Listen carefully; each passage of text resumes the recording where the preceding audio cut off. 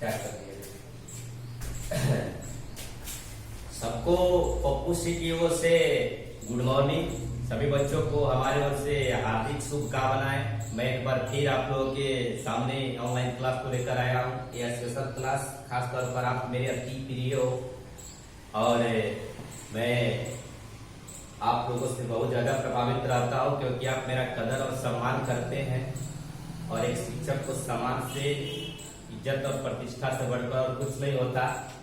मैं आप लोगों को एक मैसेज देना चाहता हूँ 2 मिनट का, इसके बाद हम सीधा आगे बढ़ते हैं क्लास की तरफ से। कुछ बच्चे ऑनलाइन मुझे देखते होंगे, कुछ ऑफलाइन भी है का दूसरो। इस प्रकार देखा जाए तो बच्चियों में तुझे तू प्रिया है, रागिनी है, रोली है, सपना है और राखी है। बच्चों में गुलशन, संतोष, विनीत, विकास, यदुवंशी, सचिन, ऋतिक, सारे बच्चे, कौशिक, आरिफ अंसारी है, रोशन तिवारी है और अंकित है, राज है, तो प्रिंस है। इन सारे बच्चों को हमारे ओर से हार्दिक शुभकामनाएं, सुप्रभात। और एक खुशखबरी मैं आप लोगों को देना चाहता हूँ। अभी बहुत जल्द ही बिहार बोर्ड का रिजल्ट शो होने वाला है और मुझे आशा है कि हमारे क्लास के कुछ बच्चे और बच्चियां टॉप करने वाले हैं। एक सूत्रों के हवाले से खबर मिला है कि अनुप्रिया पटेल ने पूरे बिहार में टॉप किया है। ये हमारे लिए हर्षों और उल्लास की बात है क्योंकि मैं उस क्लास का वर्ग शिक्षक भी रह चुका हूँ और ये इतिहास और गौरव की बात होगी जब वो टॉप लेवल में आएगी। हालांकि दुबली पतली सी वो लड़की मेहनती तो थी और अपने सपनों को साकार करने के लिए हमेशा प्रयास करती रहती थी। उसका गांव लगभग यहाँ से 2-3 किलोमीटर दूर है और वो 5 बजे जाड़े के समय में भी वो 5 बजे जगकर वो जो है अपना पढ़ाई का कार्य पूरा करती थी। इसलिए देखा जाए तो कोई न कोई हमें सफलता से प्रेरणा मिलती है, हमें उससे सीख मिलती है। देखिए मुश्किल तो है, ये समय मुश्किल का चल रहा है, लेकिन इस मुश्किल में भी अगर हम फाइट करेंगे, संघर्ष करेंगे तो आगे निकल जाएंगे। और मेरा हमेशा से बच्चों में हमेशा से ऊर्जा भरने की एक कला रही। मैं हमेशा बच्चों को मोटिवेट करता रहता था कि देखिए हमें अपने लक्ष्य को अगर प्राप्त करना है तो सुख को त्याग करना ही पड़ेगा। अब आपकी तरह जो है खा खा कर सोए रहोगे तो पढ़ाई कहाँ से पूरी होगी? नहीं होगी, सपने नहीं पूरे होंगे। इसलिए समय है, जग जाओ और अपना जो है मनोबल बढ़ाने के लिए कुछ अपने से पहले वाले बच्चों से प्रेरणा लो। अगर वो बिहार टॉप कर रही है तो इसमें उसी की सबसे बड़ी योगदान है, क्योंकि हम जानते हैं कि बच्चा अपने पैरों पर खड़े होकर ही कुछ करता है। हालांकि हम लोग उन्हें मार्गदर्शन तो देते हैं, मार्गदर्शन की तो आवश्यकता होती है, लेकिन उसकी मेहनत उसके सफलता में छिपी होती है। और दुबली पतली सी लड़की वो हमेशा पढ़ाई करती थी, हमेशा उसे जानने की उत्सुकता रहती थी, वो कभी संतुष्ट नहीं रहती थी। इसलिए आज सत्य की तरफ जो है देखा जाए तो वो इस मुकाम पर पहुंची है। देखा जाए तो आप लोगों से भी मैं कुछ उम्मीद लगा कर रखा हूं खास तौर पर। हालांकि बच्चों में वो मतलब की चीजें नहीं रही, लेकिन बच्चियां हमेशा पढ़ने के लिए प्रयासरत रही और मुझे आशा है, विश्वास है कि यदि आप लोगों तक हमारी आवाज पहुंच रही है तो अपने पढ़ाई को विराम नहीं देंगे, अनवरत पढ़ते रहिए, प्रयास करते रहिए, क्योंकि सबसे ज्यादा जरूरी त्याग की होती है। अगर हमारे पास त्याग नहीं है और पढ़ाई के प्रति लगन नहीं है, निष्ठा नहीं है, तो हमें सफलता नहीं मिल सकती है। पास होना तो कोई बात नहीं है, बहुत सारे बच्चे पास होते हैं, लेकिन जो टॉप लेवल में आ जाता है सच्चा हीरा वही कहा जाता है। अभी पता चला कि उसके यहाँ कॉल आया था, कुछ क्वेश्चन भी पूछा गया था, इससे स्पष्ट जो है मैसेज निकल कर आता है कि वो अपना टॉप लेवल में स्थान बना चुकी है और बहुत सारे बच्चों का मतलब कि खबर नहीं आया है, लेकिन जैसे रिजल्ट शो हो जाएगा सबको जानकारी दी जाएगी। हालांकि मैं उम्मीद भी किया था कि इस बार जो है हमारे जो बच्चियों में कोई न कोई कुछ न कुछ अवश्य अच्छा रिजल्ट लेकर इस विद्यालय का नाम रोशन करेगी, शिक्षकों का नाम रोशन करेगी। और यदि हमारी आवाज अनुप्रिया पटेल तक पहुंचती होगी तो मैं पप्पू सिंह एक वर्ग शिक्षक होने के नाते अपने पूरे शिक्षक टीम की तरफ से तुम्हें हार्दिक शुभकामनाएं, और मैं आशा करता हूं कि इसमें तुम्हारी ये जो प्रयास है, तुम्हारी ये जो सफलता है, इस सफलता में इसका जो टोटल श्रेय तुम्हें दिया जाता है, क्योंकि हम लोग तो तुच्छ मात्र बस केवल गाइडलाइंस का काम करते हैं, लेकिन तुमने ही प्रयास किया था, आपने ही जो है कोशिश किया था, और आपकी कोशिश का एक सकारात्मक रिजल्ट मिला। और मैं चाहूंगा इस बार की भी बच्चियों से कि हर साल के जो है रिजल्ट में कुछ न कुछ ग्रोथ होता रहा। कभी कोई डिस्ट्रिक्ट टॉपर बना तो कभी कोई स्टेट टॉपर बन गया, और इससे और क्या खुशी की बात हो सकती है। हम बहुत अति प्रसन्न हैं। आज हमारी प्रसन्नता का कोई जो है, चूंकि मैं जानता हूं और मैं बार बार कहता हूं कि हमारी होली और दिवाली तभी मनती है जब हमारे बच्चे अच्छे रिजल्ट लेकर आते हैं। हमारी वही सबसे बड़ी खुशी होती है। और मैं उन सारे बच्चों और बच्चियों के माँ बाप का हार्दिक नमन करता हूँ, प्रणाम करता हूँ, नमस्कार करता हूँ, जो ऐसे सपूतों को जन्म देते हैं जिनमें प्रतिभा छिपी रहती है, जो आज्ञाकारी होते हैं, जो माता पिता का बात मानते हैं, उन्हें हमें हमारी ओर से प्रणाम है। और मैं जो बच्चे मुझे देख रहे हैं, मैं उनसे भी आशा करता हूँ कि आप जो है अपने कर्तव्यों से भागे नहीं, आप अपने प्रयास को जारी रखें, अपने माता पिता का सम्मान करें, बड़ों का आदर करें। बार बार कहता हूँ कि आप प्रयास करते रहिए, और ये कोई जरूरी नहीं है, मजा जब संकट गहराता है तभी उसमें काम करने में आता है। समझ लीजिए, परेशानी से हमें कुछ मतलब है, यानी कोई परेशानी नहीं होना है। बिल्कुल आप लोग जो चाहेंगे वो मिलेगा, लेकिन भरसक प्रयास करते रहिए। हालांकि थोड़ा सा प्रभावित हुआ है आपकी पढ़ाई, लेकिन फिर भी जैसे ही अगर एक खुलेगा पुनः हम पटरी पर ला देंगे। तो बिना समय गंवाए चलते हैं आपके टॉपिक की तरफ। ध्यान दिया जाए, मैं क्या बता रहा था, अर्थ हमारी अर्थव्यवस्था, हमारी अर्थव्यवस्था, हमारी अर्थव्यवस्था, ये हमारे किताब का नाम है, टॉपिक है अर्थव्यवस्था एवं उसके विकास का इतिहास। एक पाठ है, एक चैप्टर का नाम है अध्याय। आज हम पढ़ेंगे अर्थव्यवस्था के प्रकार। अर्थव्यवस्था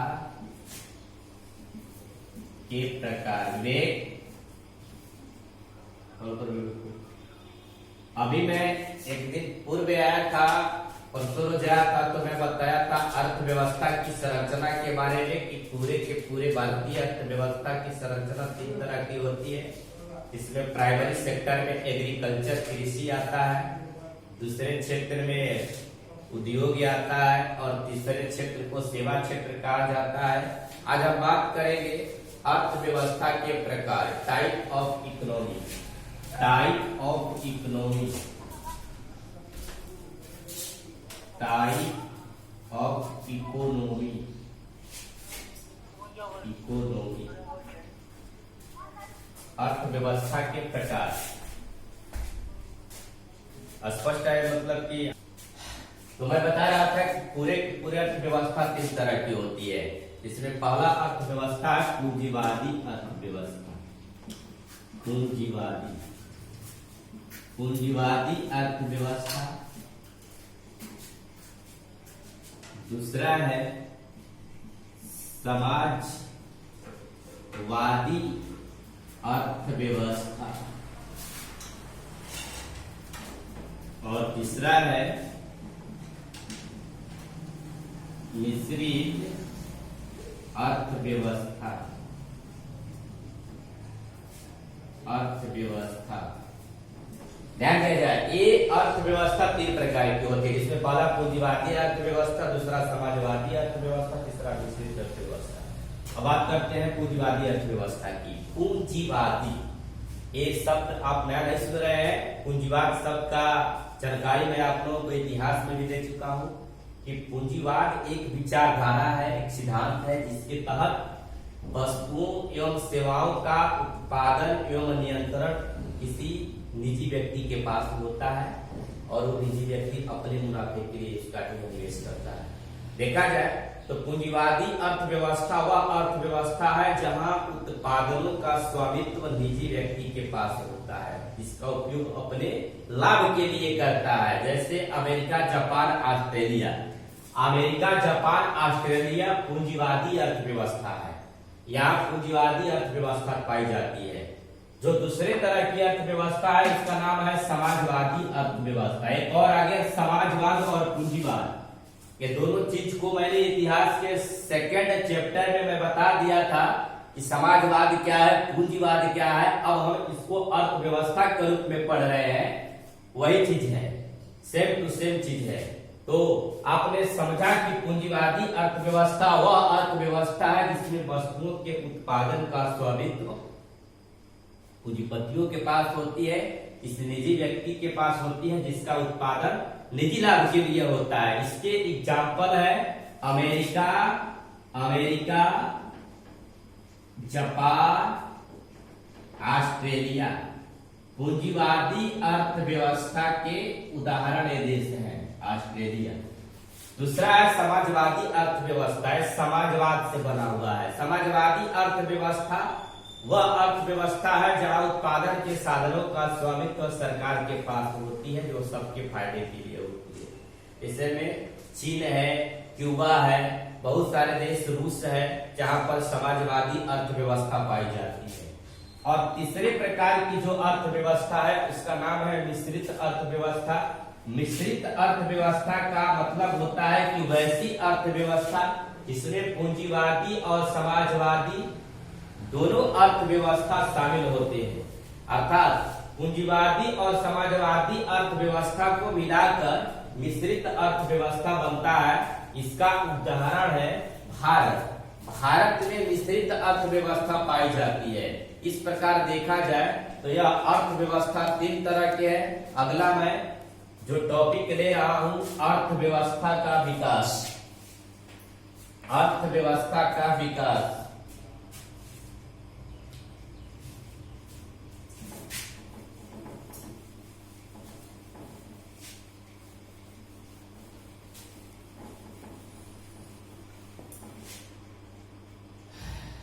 अर्थव्यवस्था का विकास।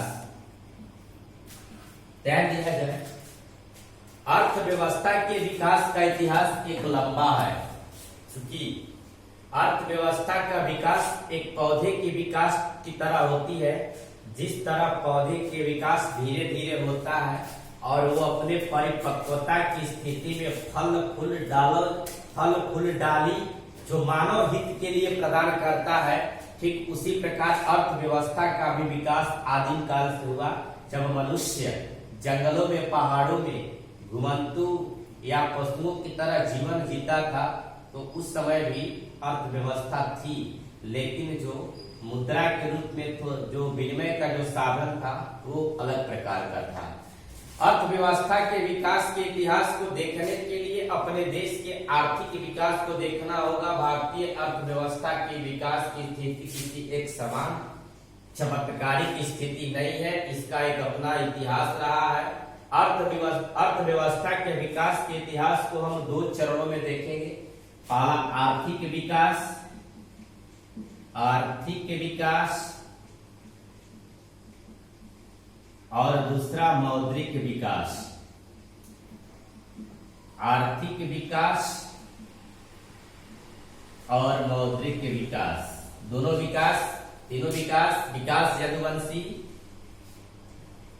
और विकास पहाड़ वाला विकास। मुझे ऐसा है, पहाड़ वाला विकास को पढ़ाई का जो है व्यवस्था नहीं मिलता होगा, लेकिन फिर भी आप लोग प्रयास करते रहो।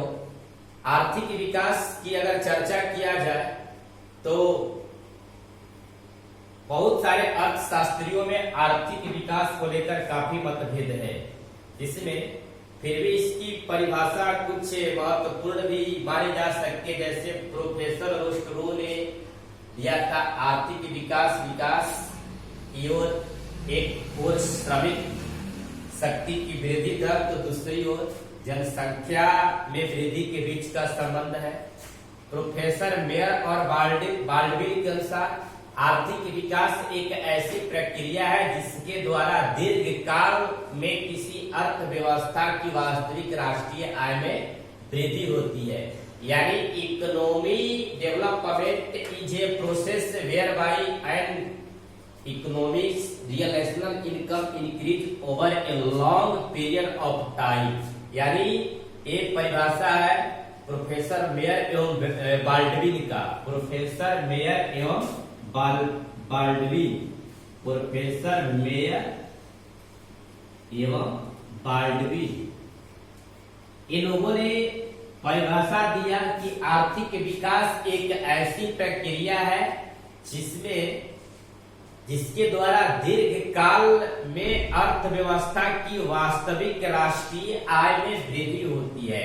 राष्ट्रीय आय, प्रति व्यक्ति आय, सकल घरेलू उत्पाद, राष्ट्रीय उत्पाद, कुल उत्पाद, जितने सारे जो है एक टॉपिक है, सबकी जानकारी मैं देता रहूंगा।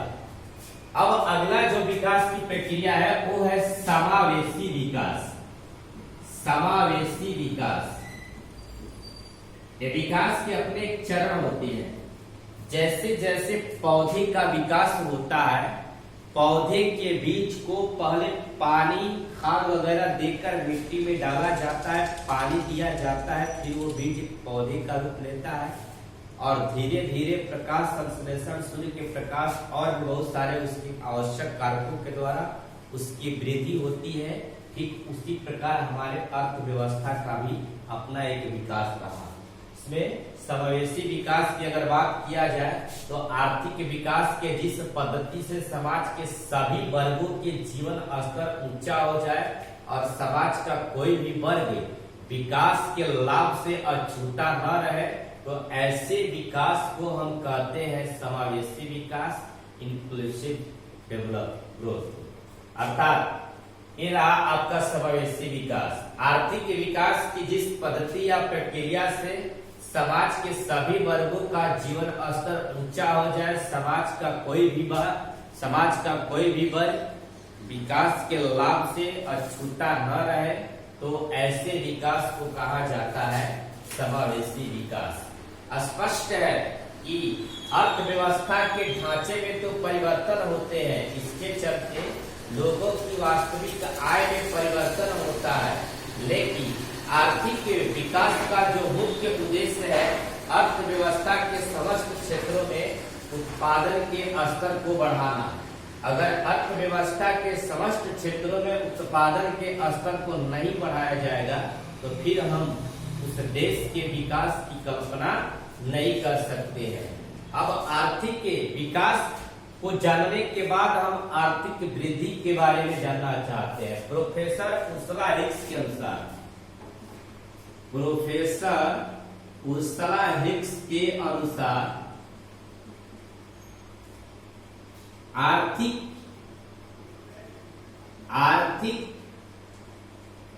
विकास और आर्थिक वृद्धि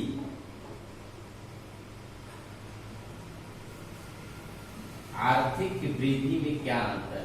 विकास और वृद्धि, यहाँ अर्थव्यवस्था में विकास और वृद्धि का मतलब होता है विकसित और विकासशील देशों के संबंध में।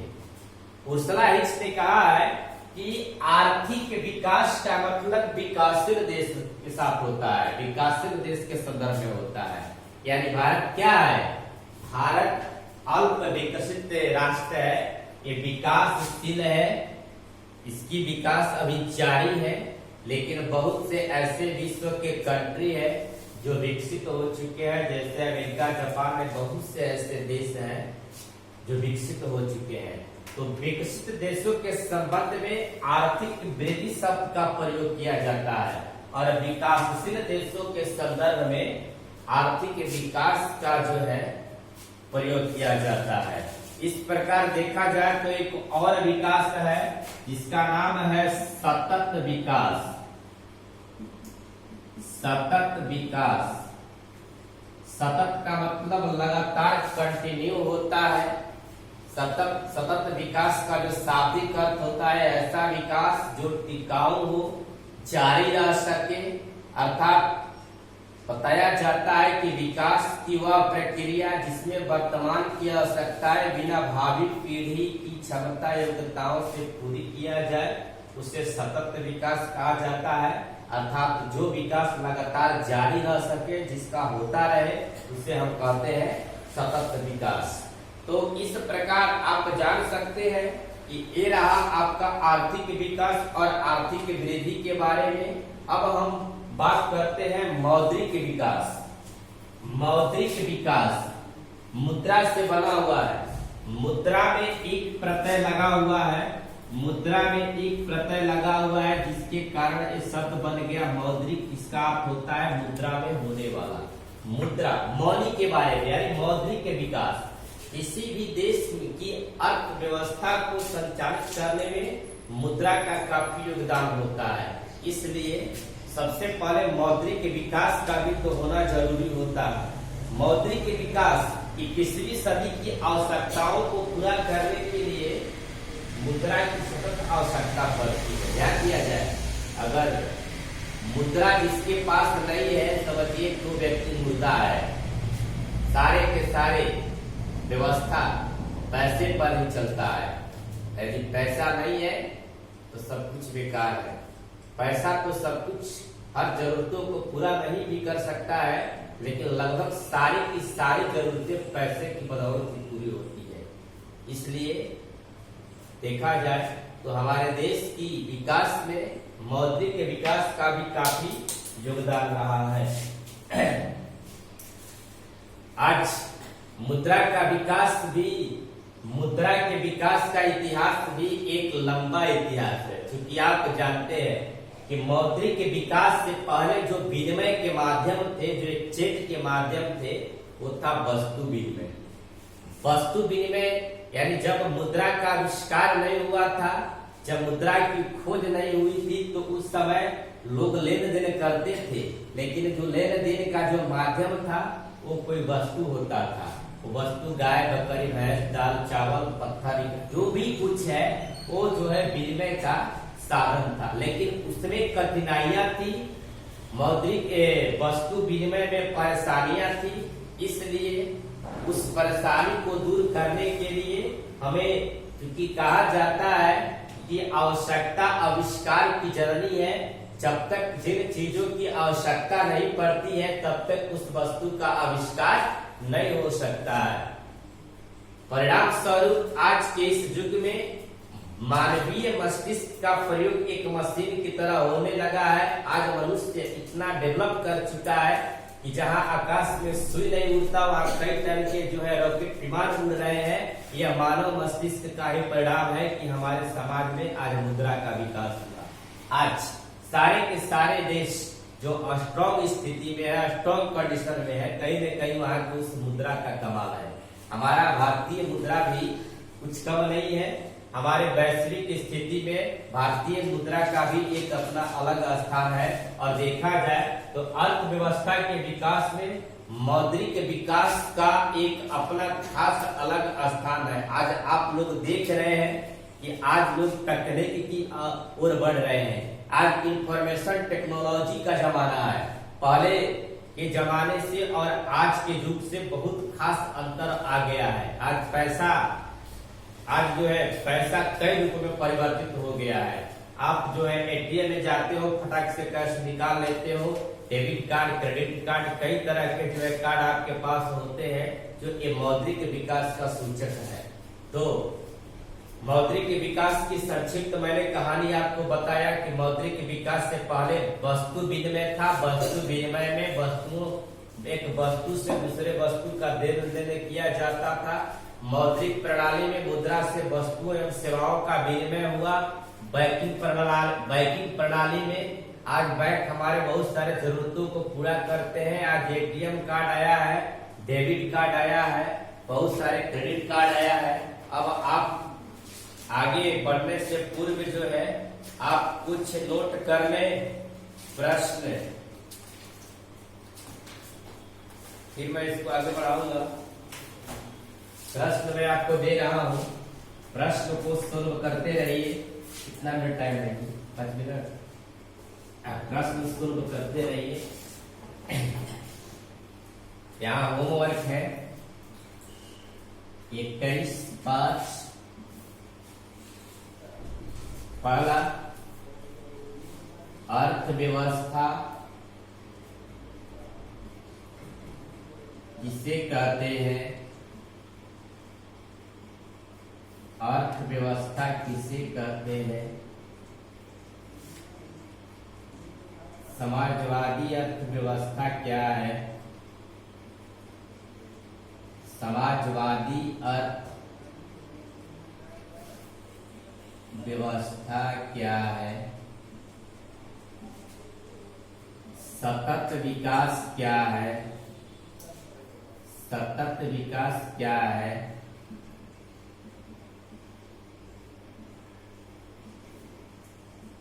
सतत विकास क्या है?